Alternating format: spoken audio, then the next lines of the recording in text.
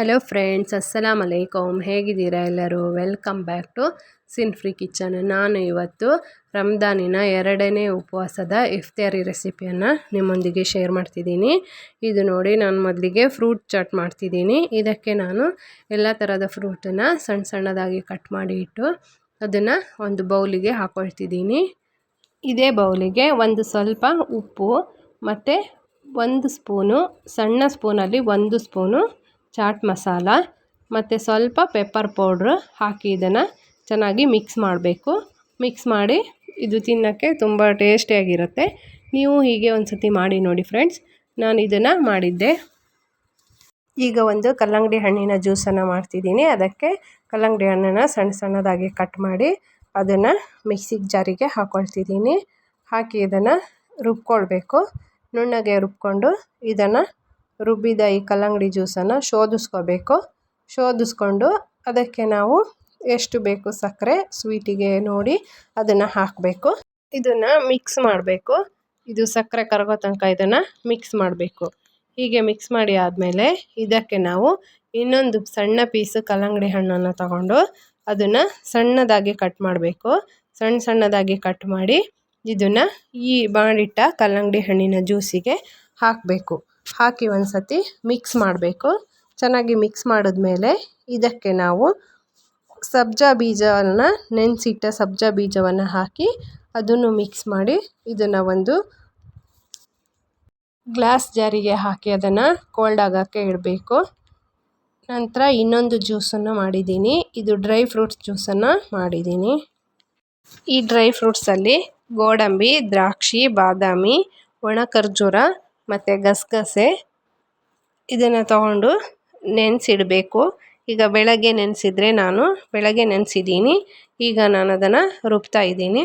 ಇದನ್ನು ನುಣ್ಣಗೆ ರುಬ್ಕೋಬೇಕು. ಈಗಲೇ ಹಾಲು ಹಾಕಿದ್ರೆ ಅದು ಅಷ್ಟು ಚೆನ್ನಾಗಾಗಲ್ಲ. ಅದಕ್ಕೆ ಕುಡಿಯೋಷ್ಟೊತ್ತಿಗೆ ಹಾಲು ಹಾಕೋಣ ಅಂತ ನಾನು ಹಾಕಿಲ್ಲ. ಅದನ್ನು ಹಾಗೆ ರುಬ್ಬಿದ್ದೀನಿ.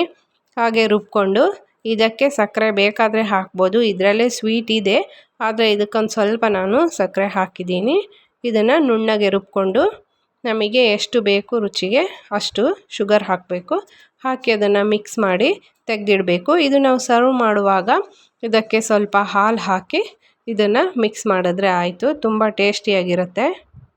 ನಾನು ಮೋಮೋಸ್ ಮಾಡ್ತಿದ್ದೀನಿ. ಆ ಮೋಮೋಸಿಗೆ ಈಗ ಒಂದು ಚಟ್ನಿ ರೆಡಿ ಮಾಡೋಣ.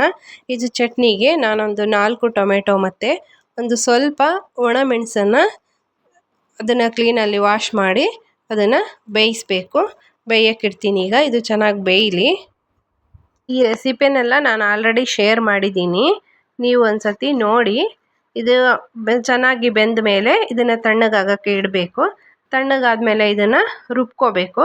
ಒಂದು ಪ್ಯಾನಿಗೆ 2 ಸ್ಪೂನು ಎಣ್ಣೆ ಹಾಕಿ ಅದಕ್ಕೆ ಸಣ್ಣದಾಗಿ ಹೆಚ್ಚಿದ ಶುಂಠಿ ಮತ್ತು ಬೆಳ್ಳುಳ್ಳಿನ ಹಾಕಿ ಅದನ್ನು ಚೆನ್ನಾಗಿ ಫ್ರೈ ಮಾಡಬೇಕು. ಫ್ರೈ ಮಾಡಿ ನಾವು ರುಬ್ಬಿಟ್ಟ ಟೊಮೆಟೊ ಪೇಸ್ಟನ್ನು ಅದಕ್ಕೆ ಹಾಕಿ ಚೆನ್ನಾಗಿ ಮಿಕ್ಸ್ ಮಾಡಬೇಕು.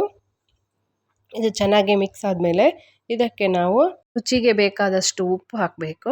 ಉಪ್ಪು ಹಾಕಿದ್ಮೇಲೆ ಇದಕ್ಕೆ 1 ಸ್ಪೂನು ಸೋಯಾ ಸಾಸು ಮತ್ತು 1 ಸ್ಪೂನು ಟೊಮ್ಯಾಟೊ ಕೆಚಪ್ ಹಾಕಬೇಕು. 1 ಸ್ಪೂನು ವಿನಿಗರ್ ಹಾಕಬೇಕು.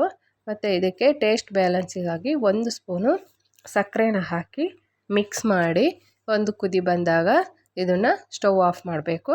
ಈಗ ಇದು ಚಟ್ನಿ ರೆಡಿ ಆಗುತ್ತೆ. ಈಗ ನಾನು ಮೋಮೋಸ್ ಫಿಲ್ಲಿಂಗಿಗೆ ರೆಡಿ ಮಾಡ್ತಿದ್ದೀನಿ. ಇದಕ್ಕೆ ಒಂದು ಈರುಳ್ಳಿನ ಸಣ್ಣದಾಗಿ ಹೆಚ್ಚಿ ಅದನ್ನು ಗೋಲ್ಡನ್ ಬ್ರೌನ್ ಆಗೋವರೆಗೆ ಫ್ರೈ ಮಾಡಬೇಕು. ಇದಕ್ಕೆ ಒಂದು ಟೊಮೆಟೊನು ಸಣ್ಣದಾಗಿ ಹೆಚ್ಚಿ ಹಾಕಬೇಕು. ಅದಕ್ಕೆ ಎಲ್ಲ ಥರದ ವೆಜಿಟೇಬಲನ್ನು ಹಾಕಿ ಅದನ್ನು ಚೆನ್ನಾಗಿ ಮಿಕ್ಸ್ ಮಾಡಿ ಇದಕ್ಕೆ ನಾನು 1 ಸ್ಪೂನು ಅಚ್ಚ ಖಾರದ ಪುಡಿ ಮತ್ತು ಸ್ವಲ್ಪ ಅರಿಶಿಣದ ಪುಡಿ, ಒಂದು ಸ್ವಲ್ಪ ಧನಿಯಾ ಪುಡಿ ಎಲ್ಲ ಹಾಕಿ ಸ್ವಲ್ಪ ರುಚಿಗೆ ಬೇಕಾದಷ್ಟು ಉಪ್ಪನ್ನು ಹಾಕಿ ಇದನ್ನು ಚೆನ್ನಾಗಿ ಮಿಕ್ಸ್ ಮಾಡಿ 1 ವಿಷಲ್ ತೆಗೆದ್ರೆ ಮೋಮೋಸ್ ಫಿಲ್ಲಿಂಗು ರೆಡಿ ಆಗುತ್ತೆ. ಈಗ ಕಲಸಿಟ್ಟ ಮೈದಾ ಹಿಟ್ಟಲ್ಲಿ ಸಣ್ಣ ಸಣ್ಣ ಉಂಡೆಗಳನ್ನಾಗಿ ಮಾಡಿ ಇದನ್ನು ಪೂರಿ ಗಾತ್ರಕ್ಕೆ ಲಟ್ಟಿಸಿ ನೋಡಿ, ಇಷ್ಟು ಸಣ್ಣದಾಗಿ ಉಂಡೆ ಮಾಡಿಡಬೇಕು. ಇದನ್ನು ಪೂರಿ ಗಾತ್ರಕ್ಕೆ ಲಟ್ಟಿಸ್ಬೇಕು. ಇದು ತುಂಬ ದಪ್ಪಗೆ ಲಟ್ಟಿಸ್ಕೋಬಾರ್ದು, ತುಂಬ ತೆಳ್ಳಗೂ ಲಟ್ಟಿಸ್ಕೋಬಾರ್ದು. ಮೀಡಿಯಮ್ ಸೈಜಲ್ಲಿ ಲಟ್ಟಿಸಿ ಇದು ಮಾಡಿಟ್ಟಿರುವ ಈ ಫಿಲ್ಲಿಂಗನ್ನು ಹಾಕಿ ಅದನ್ನು ನಾವು ಹಬೆಯಲ್ಲಿ ಒಂದು 5 ನಿಮಿಷಗಳ ಕಾಲ ಬೇಯಿಸಿದರೆ ಮೋಮೋಸ್ ರೆಡಿ ಆಗುತ್ತೆ. ಮೋಮೋಸಲ್ಲಿ ಬೇಯ್ತಿರುವಾಗ ನಾನು ಈ ಕಡೆ ಸಮೋಸ ಅನ್ನ ತಯಾರು ಮಾಡ್ತಿದ್ದೀನಿ. ಸಮೋಸಾಗೆ ನಾನು ಆಲ್ರೆಡಿ ಶೀಟ್ ಮಾಡಿಟ್ಟಿದ್ದೆ. ಈ ಸಮೋಸ ಶೀಟಲ್ಲಿ ಇದಕ್ಕೆ ಬೇರೆ ಪಲ್ಯನೂ ರೆಡಿ ಮಾಡಿಟ್ಟಿದ್ದೆ, ಫಿಲ್ಲಿಂಗ್ ರೆಡಿ ಮಾಡಿದ್ದೆ.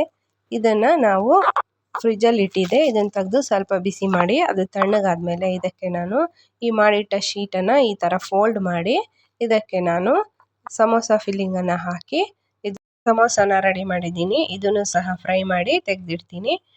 ಚಿಕನ್ ಸಾರು ಅನ್ನ ಅದೆಲ್ಲ ರೆಡಿ ಮಾಡಿ ಇಟ್ಟಿದ್ದೀನಿ. ಈಗ ನಾನು ಇಫ್ತಿಯಾರಿಗೆ ಟೈಮ್ ಆಗ್ತಿದೆ, ಅದಕ್ಕೆ ನಾನು ಇಫ್ತಿಯಾರಿಗೆ ಎಲ್ಲ ಜೋಡಿಸ್ಕೊಂಡು ಇದ್ದೀನಿ. ಈಗ ತುಂಬ ಜಾಸ್ತಿಯಾಗಿ ಎಲ್ಲ ಐಟಮ್ ಎಲ್ಲ ಮಾಡೋಕ್ಕೆ ಹೋಗಬೇಡಿ. ಯಾವಾಗಲೂ ನಾವು ಸ್ವಲ್ಪ ಲಿಮಿಟಲ್ಲೇ ಮಾಡಿದ್ರೆ ಅದು ಖಾಲಿ ಆಗುತ್ತೆ. ತುಂಬ ಮಾಡಿ ಸುಮ್ಮನೆ ವೇಸ್ಟ್ ಮಾಡೋದಕ್ಕಿಂತ ಸ್ವಲ್ಪ ಬೇಕಾದಷ್ಟು ಮಾತ್ರ ಮಾಡಿ ಒಂದು ದಿನಕ್ಕೆ ಒಂದು ಎರಡೆರಡು ಐಟಮ್ ಮಾಡಿ ಅದನ್ನು ಖಾಲಿ ಮಾಡಿದ್ರೆ ಚೆನ್ನಾಗಿರುತ್ತೆ. ಸ್ವಲ್ಪ ಮಾಡಿ ಅದನ್ನು ಖಾಲಿ ಮಾಡ್ಬೋದು ಸುಮ್ಮನೆ ವೇಸ್ಟ್ ಮಾಡೋಕ್ಕಿಂತ. ಈಗ ನೋಡಿ ನಮಗೆ ಇಫ್ತಿಯಾರಿಗೆ ಟೈಮ್ ಆಗ್ತಾ ಇದೆ, ಅದಕ್ಕಾಗಿ ನಾನಲ್ಲಿ ಕುರಾನ್ ಸ್ವಲ್ಪ ಓದ್ತಾ ಕೂತಿದ್ದೀನಿ. ಕುರಾನ್ ಓದಿ ಸ್ವಲ್ಪ ಹೊತ್ತಿಗೆ ಈಗ ಇಫ್ತಿಯಾರಿಗೆ ರೆಡಿ ಆಗುತ್ತೆ. ಈಗ ಅಜಾ ಆದಮೇಲೆ ನಾವು ಇಫ್ತಿಯಾರಿ ಮಾಡ್ತೀವಿ. ಮಾಡಿ ಈಗ ಕುರಾನ್ ಎಲ್ಲ ಓದಿ ನಮಾಜ್ ಮಾಡಿ ನಮ್ಮದು ಇಫ್ತಿಯಾರಿ ಮುಗಿಯುತ್ತೆ. ತುಂಬ ಬಿಸಿಲು ಮತ್ತು ಸೆಕೆ ಇರೋದ್ರಿಂದ ನಾವಿಲ್ಲಿ RCC ಮೇಲೆ ಬಂದು ಇಫ್ತಿಯಾರಿ ಮಾಡೋದು. ಇಲ್ಲೇ ಇಫ್ತಿಯಾರಿ ಎಲ್ಲ ಮುಗಿಸ್ಕೊಂಡು ನಮಾಜ್ ಎಲ್ಲ ಮಾಡಿ ಇಲ್ಲೇ ನಮಾಜೆಲ್ಲ ಮುಗಿಸ್ಕೊಂಡು ನಾವು ಹೋಗ್ತೀವಿ. ಇಲ್ಲಿ ತುಂಬ ಚೆನ್ನಾಗಿರುತ್ತೆ. ಫ್ರೆಂಡ್ಸ್, ಈ ವಿಡಿಯೋ ಇಷ್ಟ ಆದರೆ ಲೈಕ್ ಮಾಡಿ, ಶೇರ್ ಮಾಡಿ, ಕಮೆಂಟ್ ಮಾಡಿ. ಹೊಸದಾಗಿ ನೋಡುವವರು ಪ್ಲೀಸ್ ಸಬ್ಸ್ಕ್ರೈಬ್ ಮಾಡಿ. ಸಿನ್ ಫ್ರೀ ಕಿಚನ್ಗೆ ಸಪೋರ್ಟ್ ಮಾಡಿ. See you on next video. Bye.